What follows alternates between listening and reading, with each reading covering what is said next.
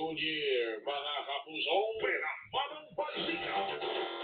Sasabay naman ang pagkilos ng Teachers Dignity Coalition ng TDC pagbukas po ng klase ngayong Lunes. Ayon kay Benjo Pasas na chairperson po ng TDC, magaganap ito sa Benjola, Maynila, ganap na lasos ng hapon o pagkatapos ng pangumagang klase humamaya. Lain umano ng protesta na pagbigay alam sa pamahalaan ng hirap na kanilang sinasalo na hindi ho natutumpasan ng sapat na sweldo o benepisyo. Git pa nito na hindi pa talaga handa ang mga guro na ipatupad ang two-term school calendar, lalo't hindi naman sila sumailalim sa pagsasanay at sa halip ay idinaan lamang ito sa mga bilisang online video orientation, mga kapuso. Pambukan ko lamang yan. Ang mga balangabalan ako, ang mga estudyante, mga magulang, mga guro, kayo po munang araw ng pasukan. School year 2026-2027, lalo na sa mga pampublikong paaralan. Magpapalik po tayo. Alas 5:43 kahon ng umaga, radyo na TV pa, labanan ng fake news, dapat totoo. Pinamanang balita. DBBB, balitang totoo. Para hindi mabuli sa mga balita, sundan ang mga social media accounts ng Super Radio DBBB. Mag-subscribe sa aming YouTube channel at i-follow kami sa Facebook, TikTok at X. Hanapin lamang ang Super Radio DBBB para makita ang aming mga official social media account. Tutok na para sa mga balitang tama at totoo, mga kapuso.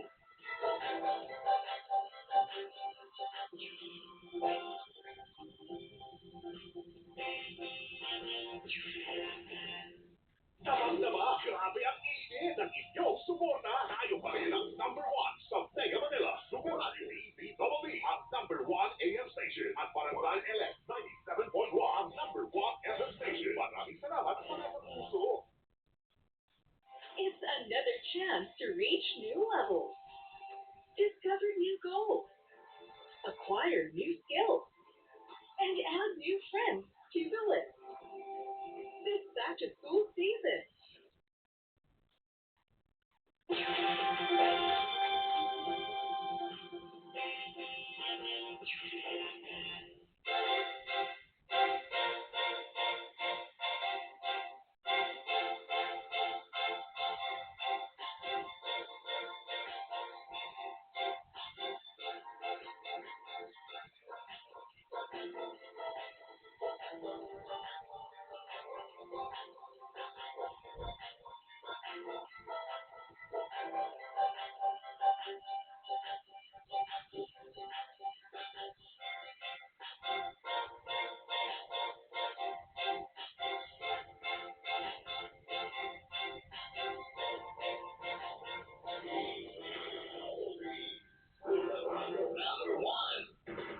DBBB, balitang tama, balitang totoo.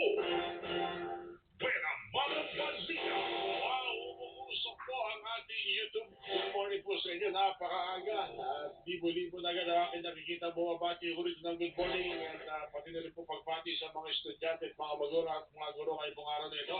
Carl Natoya sa YouTube, good morning. Si Jobel Mariano, Arlene Esquero, Jose Bernardino, Jose Balmores, Robin Quiliano, Thelma Nicolas, Alex Esquera, Anthony Hero, Benigno Zanibio, Leo Trajano, George Casi, Benjamin Hilario, Joe Flores, Jose Banson, Romeo Insiray, at si Pops Jake. At ang dami.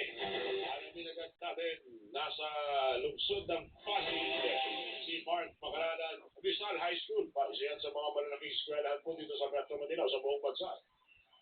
OB, Pantay Balik Eskwela. Ayun. Alright, Mark Macaranan, kumusta Rizal High School ngayon? Mark, good morning. Para mag-reward sa ating mga kapuso, maagang gumising yung maraming mag-aaral. Yan ay para sa balik eskwela ngayong araw.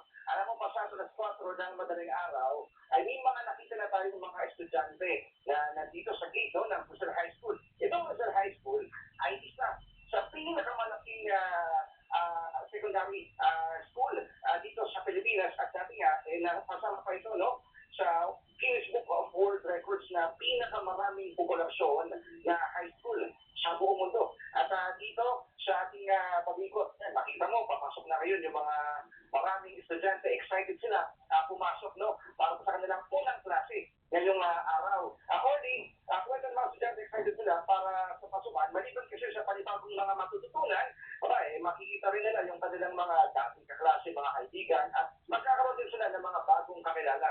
Marami dito sa mga estudyante naka-flex ang bagong uniforme at ang may iba naman na nakasuot agad yung kanilang mga bagong sapatos at mga bagong bag na nabili noong bakasyon. Sa datos na nakanap ng Super Radio DCWB mula sa pamulaan ng paaralan, 11,468 ang mga estudyante na nag-enroll sa kanila. Mas mababa ito kung ikukumpara sa bilang yung nakaraang taon. Halos 300 din yung diferensya. Pero inaasahan ng pamulaan ng paaralan na yan ay papantay lang yung bilang ng enrollment last year sa ngayong taon dahil meron yung mga tinatawag na late enrollees. So ngayong araw hanggang Biyernes inaasahan na madaragdagan pa yung bilang ng mga mag-enroll. Bagaman maraming estudyante, hindi naman daw problema dito yung mga classroom. Dahil sa interview natin dito sa kanilang principal na sa Richard Santos, 1:45 hanggang 1:47 yung student to classroom ratio ng mga estudyante dito at napaghanda nila yan sa pamamagitan ng Brigada Eskwela. Pakinggan natin yung dinig na aking nakapanayam.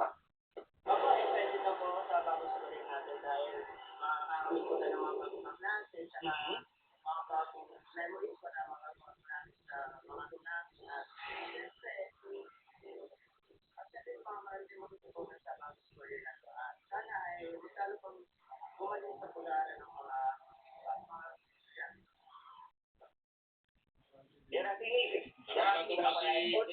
Kakatuwa si Kuya Patrick Fred. Bagong kupit din. Ayos na Ay, ayos. sa gulay. Yung pa pala, no? Yung maraming mga bagong tupig. Mapapansin mo talagang tulingat, no? Yung mga estudyante rito. Orly. Magkakaroon muna dito ng blood racing ceremony at pagkatapos niyan ay magkakaroon ng orientation para sa mga mag-aaral na pumasok ngayong araw. Ingat ka. Forma mo para ka pa namang school principal ngayong umaga. Marami yan, mga classmate ko lang yan. Mga kaklase ko yan dito. Pati sa mga estudyante, mag-aaral maigi. Kailangan sila ng ating bansa. Thank you. Tama ka dyan na, Orly. Ako sa pagpala natin sa May, Super Radio, DCWB, balitang totoo. Double B, Pantay, Balik, Eskwela. Pwera Mamang Balita. Maraming salamat, Mark Macanana. Dito, isa ho sa mga abala din po ngayon po unang araw na pasukan ating pambansang pulisya sa Metro Manila. Nasa ating linya po, particular, ang spokesperson po ng National Capital Region Police Office, Police Major Hazel Asilo. Major Asilo, ma'am, good morning po sa inyo. Magandang umaga po, Sir Orly. Matanong ko lang po, kumusta po lahat po ng seguridad at kumusta po ang deployment at yung mga tauhan na lalo doon sa mga lugar na kinakailangan po na mayroong presensya po sa tingin po ninyo ng ating pambansang pulisya, Major. Sa ngayon po, as early as 4 a.m. po, meron na po tayong mga nakadeploy na personnel sa iba't ibang paaralan po dito sa Metro Manila.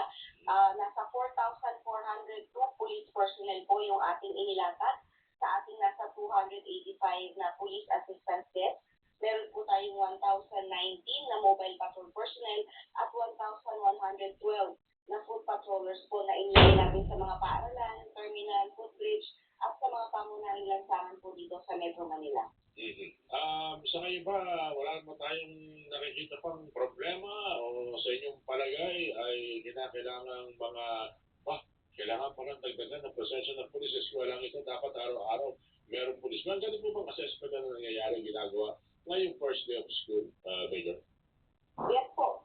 During the first day po, ina-assess natin kung yung ating inilatag na personnel din sa isang paaralan ay kulang or sobra naman po. So, nagdidepende po yan sa kung ano yung magiging assessment natin. Pero usually po, 1 week po yung ginagawa natin assessment since hindi po natin makikita sa unang araw kung ano yung mga challenges or mga problema na kailangan natin harapin sa isang paaralan. So, sa ngayon po, yung ating 4,402 personnel na inilatag ay atin pong aalamin kung kailangan po ba yung dagdagan natin sa mga susunod na araw or may mga kailangan naman, pwede naman po natin i-realign sa iba pang anti-criminality operations po ng NCRPO. Sa ngayon po, sa labas na po, yan po ba usapan ninyo? Meron din mga paaralan na gusto, pati sa loob ng eskwela nila, meron din presensya po ng NCRPO. Sa ngayon po, lahat po ng ating koordinasyon sa mga paaralan sa labas lamang po ng eskwelahan sa mga pedestrian lane. Meron naman po tayong police assistance desk na matatagpuan at nilagay po natin malapit po dun sa entrance ng mga school. So kung kinakailangan naman po nila ng police assistance, ay nandyan lamang naman po sila malapit sa paaralan. Alright. Medyo ito po, actually ka po pa, gusto ko sana may makausap tungkol po dito dahil po pinag-usapan po itong balik-eskwela. Napag-usapan niyo ilang mga mahalagang punto sa EDCOM 2. Nabanggit doon yung dahilan po bakit minsan mga estudyante. Night Rider nandito na sa TV5. Ito ang Pamilya Sindikato.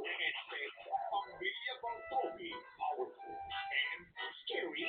Meet Victor, overprotective daddy, pero takusa.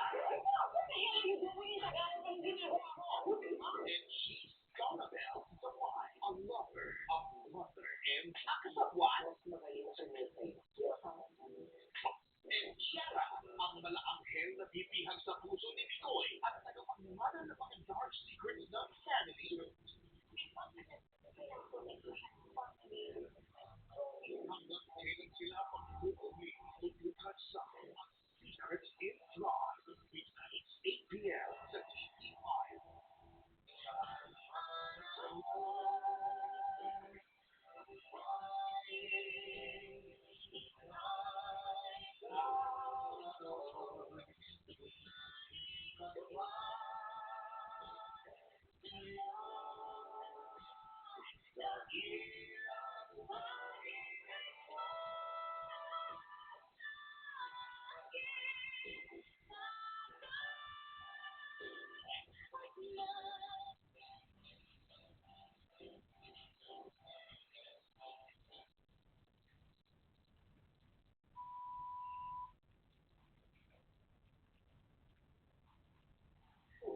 Bully! Unang linggo ng back to school, maging alerto sa kalat-kalat na ulan at thunderstorm. Tagulan na kasi, di ba? Baka may gano'n ang pumasok, yung bully, no? Bakit ikaw naging special coverage ngayong pag-eskwela? Yung mga bully, nakikita ko din. Dito. Hindi kaya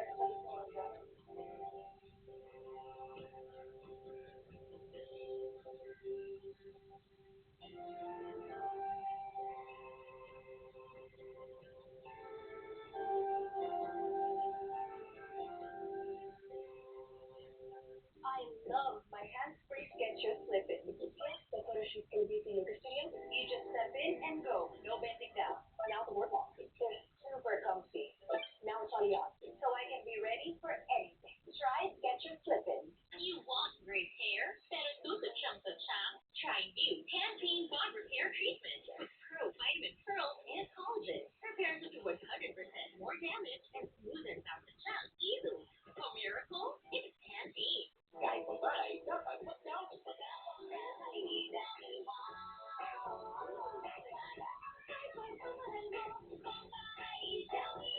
Mga mahal po, Pag may diabetes at cholesterol, ang kasabay, Vanlar. High-level B vitamins para sa nerves with added B2 for the heart at B3 to help lower bad cholesterol. Ang maintenance, sabayan ng Vanlar. anong lagi may isip ang sikaso, recipe mo? May mayo, ikaw, peanut butter, at oyster sauce. Ikaw, wow! Sarap din! Ikaw, anong easy-peasy recipe mo? Yana, stop! Yana, stop! Just stop finger combing my hair with my new Palmolive Natural. Now, with 2 times coconut cream concentrate. Try the new Palmolive Natural. Yana, stop! Gawing ganado ang kainan with a delicious taste of gas. With real fruit extract, vitamin E, C, and mix. And a taste that kids love. So let's get refreshingly real with that.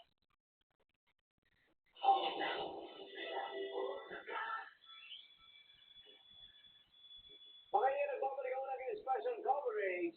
Oras natin 5:57 ng umaga. Gising na, bangon na, para hindi mali. Ngayong unang araw ng klase. At sabayan natin ang inyong paganda ng mga balitang dapat yung malaman. Naglabasan ng bagong guidelines para sa class suspension ng Department of Education sa DepEd Order number 14. Making paugnayan ng school head sa school division superintendent at lokal na pamahalaan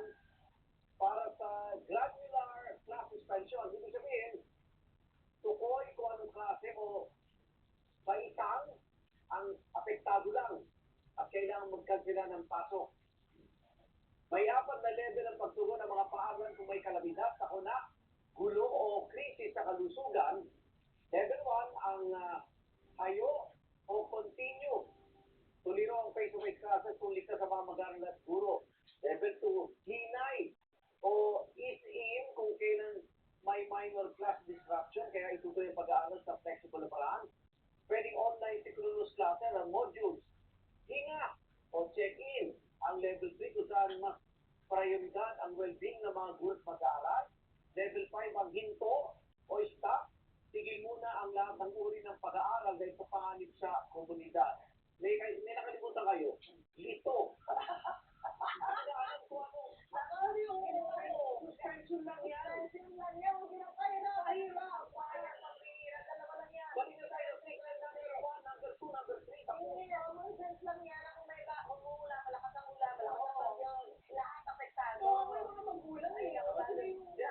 sa akin ganito eh. Magulang ang mag-desisyon. Pakalalaman nila eh. Diba? Kasi nagkakaproblema lang yan pag exam eh. Eh, mga guro nga eh, di rin nakakapasok dito.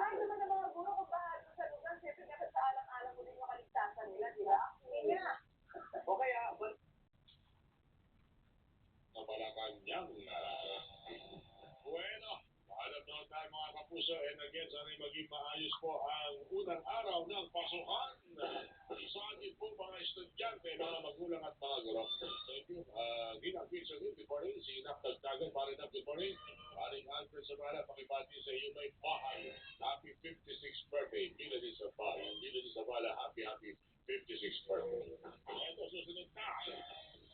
Meron ng product sa Super Radio, mga kapuso, ngayong first day of school.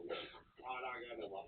Ako niya kapuso ko, nila dito po sa DCWD, wala kinikilingan, wala pinoprotektahan, noon at ngayon, servisyo totoo.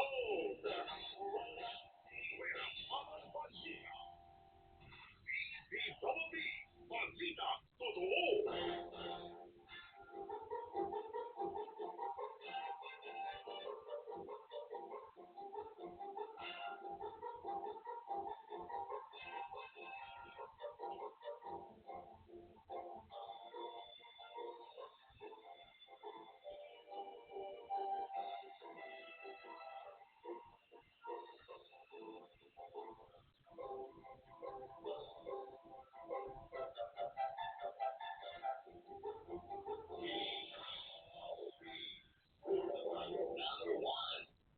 Kapuso, mahirap na ho panahon po ngayon. Pag nagkasakit pa, nako, mas malaking problema. Kaya sa pagbili ng gamot, dapat mas wise na ho tayo. Siguraduhin ang pinipili po natin ay yung subok ang kalidad at abot kaya ang presyo. Dahil kapuso, hindi lahat ng mura ay epektibo at safe. Akala mo nakamura ka, yun pala, wala namang visa.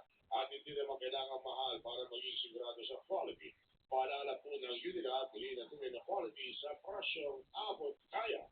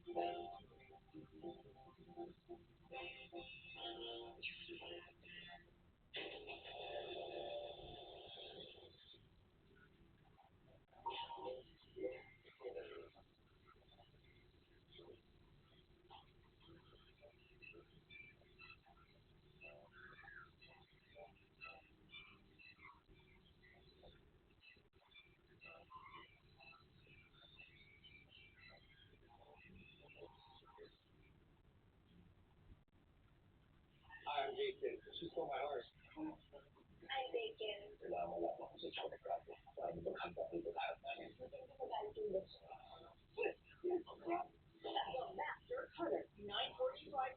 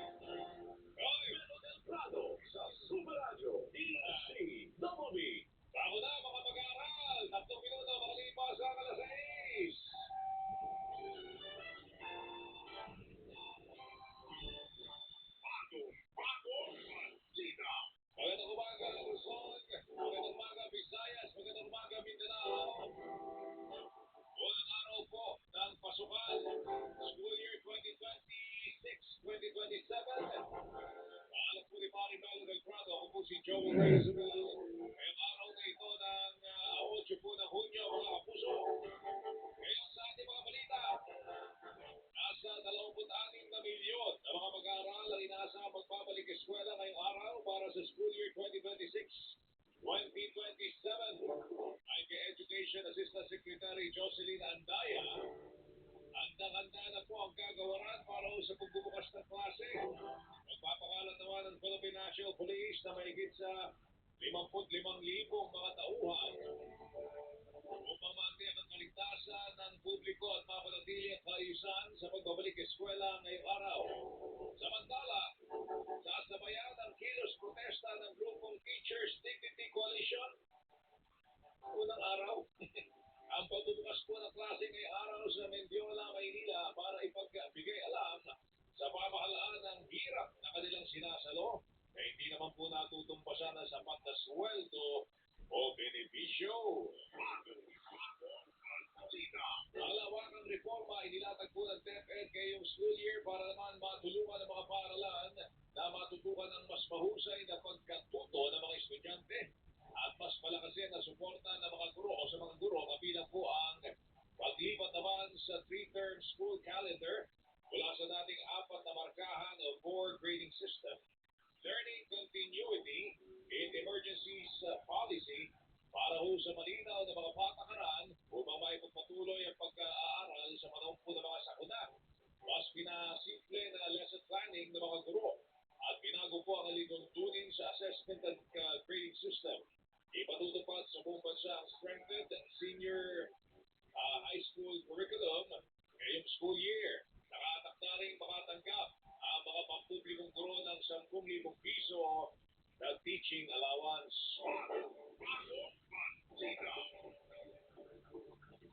Ay, naku po, mga kapuso. Mga mag-aaral, huwag niyong gagayahin, ha?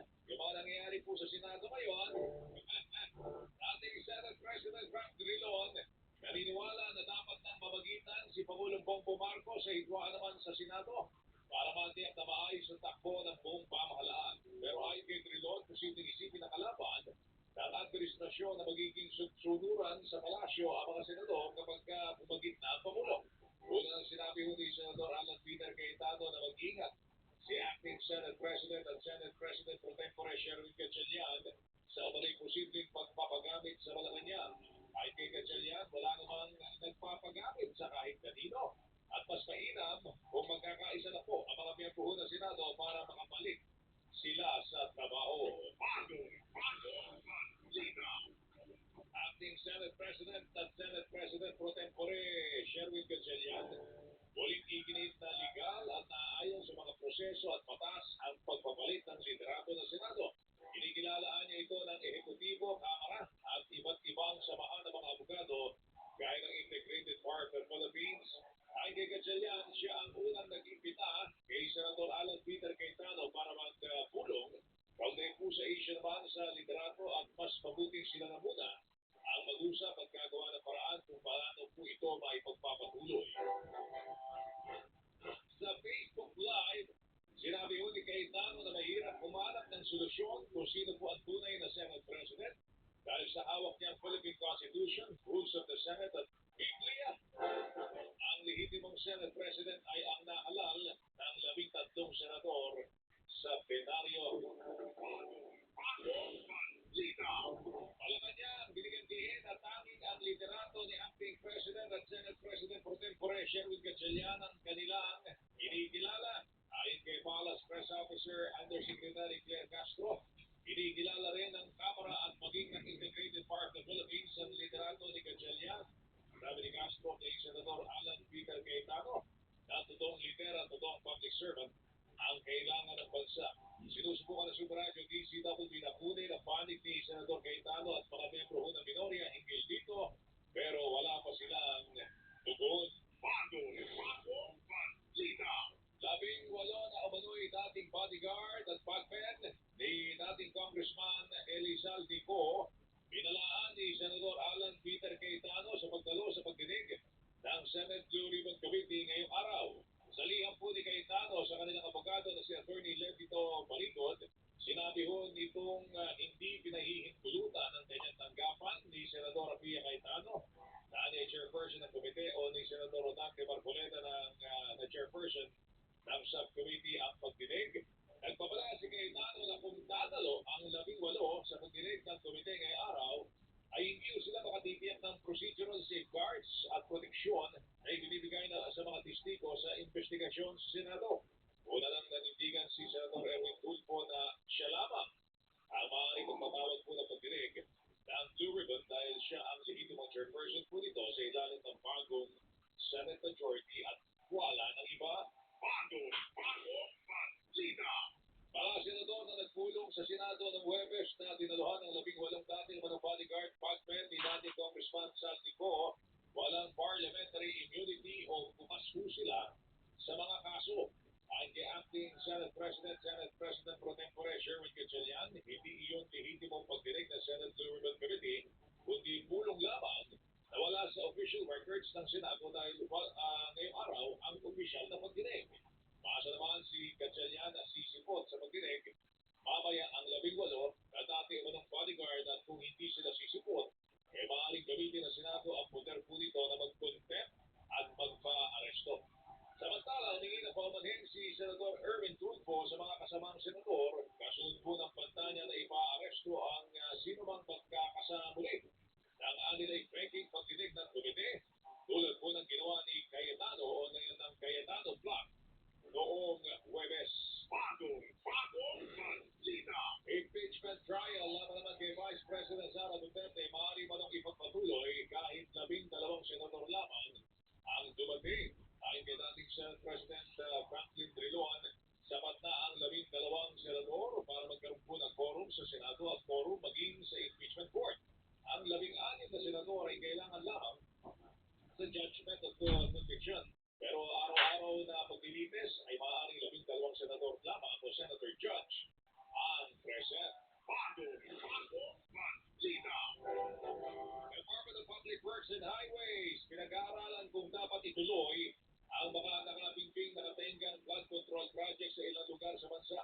Ayon kay DPWH Secretary Vince Dizon, sa kabuuan ay nasa 40% ang natukoy na proyekto ang nakita naman nilang dapat ituloy habang ang ilang proyekto tulad po ng nakita sa Mindoro ay hindi na dapat ituloy. Bagong Balita! Ay, good news tayo mga kapuso. Filipino tennis player na si Alex Ayala nagkampiyon sa Women's Tennis Association WTA 125 Birmingham Open sa United Kingdom matapos talunin si Nikola Martunkova ng Czech Republic. Ito na po ang ikatlong titulo ni Ayala sa WTA 125 matapos ang kanyang matagumpay na Guadalajara 125 tournament noong September 2025. Yan mga kapuso ang mga balita, ang ating mga reports, mga situationers doon po sa mga lugar kung saan nandun po ang pasukan ng mga estudyante sa mga eskwelahan. Dito po sa Metro Manila, ibabang panig ng bansa mga kapuso. First day of classes, school year 2026-2027. Tama yung mga kapuso, oras po natin, 12 minuto makalipas sa alas 6 ng umaga. Radyo na, TV pa, labanan ng fake news, dapat. Totoo.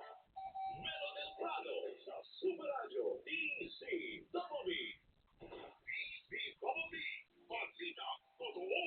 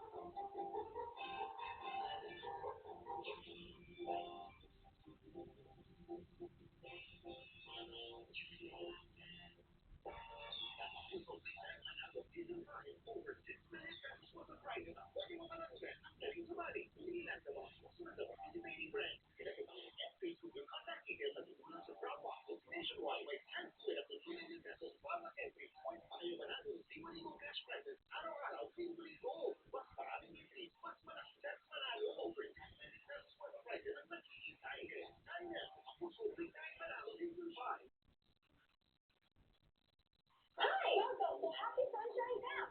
Once again, mag-check-in. Kung hindi ako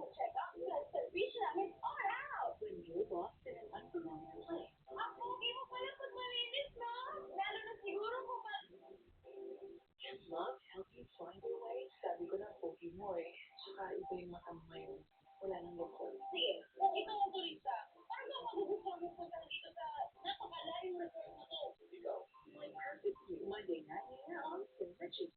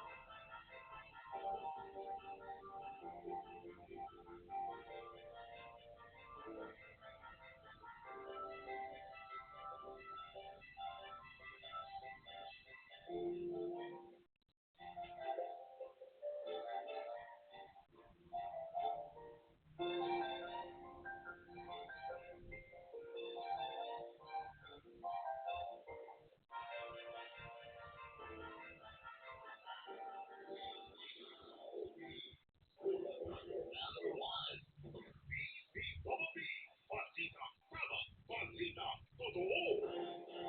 Melo Delgado sa Super Radio, DCWB. Ay, mga kapuso, 26 million. 26 na milyon ang inaasahang mga mag-aaral na papasok po sa school year 2026-2027.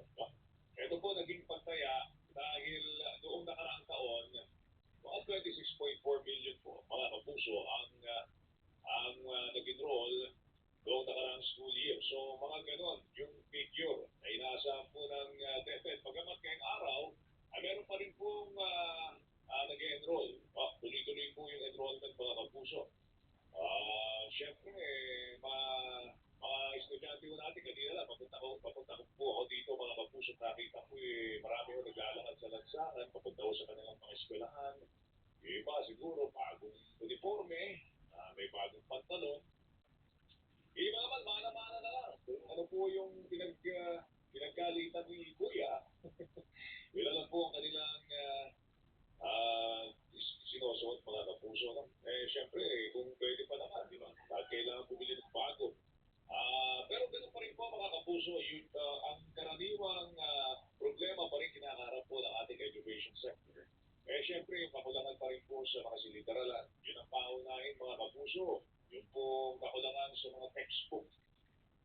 Medyo nagawa na ng paraan po na kasalukuyan liderato po ng Department of Education yung pong yung kaayusan sa pagkatuto ng mga estudyante dahil medyo yung ating learning abilities na ating mga estudyante medyo bumaba noong mga nakalipas na taon, pero sa ilalim po ni Education Secretary Sani Angara, kasi sa lumalabas ng mga pag-aaral, tumaas po yung kalidad ng pagtuturo at tumaas din po yung kalidad ng absorption ng ating mga estudyante doon sa mga tinuturo sa kanilang mga paaralan. Melo Delgado sa Super Radio, DCWB. Halika, hindi ka nakakapag-enroll. Yun, ang sinasabi ko ng iba, lalo na sa ating senior school, ay ano kayo nagtatrabaho. Meron kasing mga iba tayong mga estudyante na nagtatrabaho, iba galing pang probinsya, so iba't ibang dahilan po. Meron tayong ibang mga kasamahan sa DepEd, yung ibang mga guro na nagsasabi hindi pa sila handa. Ang sinasabi po natin kung sa mga guro, hindi pa talagang sila handa, kasi siya din unawaan. Kung sabi natin sa pulong o principal, ay during yung lock sessions, meron po silang mga sessions every Friday. Yung pagpatuloy ang orientasyon para namin maintindihan ng mga guro ang polisiyang ito. Hindi kami ng 15,000 across the board na salary increase for DepEd employees and public school teachers na matagal na po itong nakasalang sa Kongreso. Pero hanggang sa kasalukuyan, tahimik po o Malacanang nung higil sa kanyang posisyon po dito.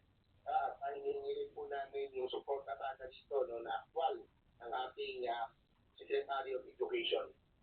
Taon-taon kasi meron mahigit 50,000 na mga children beneficiaries, mga parents guardian, ngayon na kasama rin dyan, na nabibigyan nga ng assistance. And then, meron tayo mahigit 11,000 na mga tutors, mahigit 7,000 na mga youth development workers. So, yan yung mga college students na pinakapacitate natin. So, imagine kung madagdagan yung ilan na yan. So, mas marami tayong ma-serve, mas marami tayong matutulungan ng mga naghihirap nating mga kababayan. Tulad po ng aming dating ngayon na